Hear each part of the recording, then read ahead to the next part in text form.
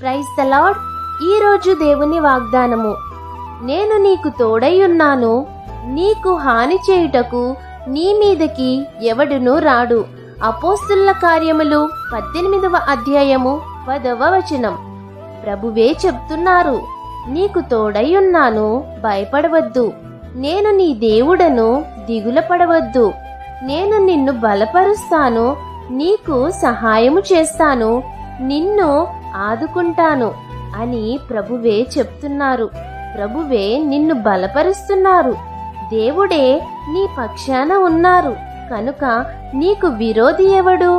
ధైర్యంగా మీరుండాలని కోరుకుంటూ ప్రతిరోజు వాక్యము ద్వారా బలమును పొందుకోవాలని, నేను నీకు తోడై ఉన్నాను అని చెప్తున్న దేవుని మాటను నమ్మి దేవుడిచ్చు ఆశీర్వాదమును పొందుకోవాలని కోరుకుంటూ దేవుని సువార్త పరిచర్యలో మీ సహోదరి.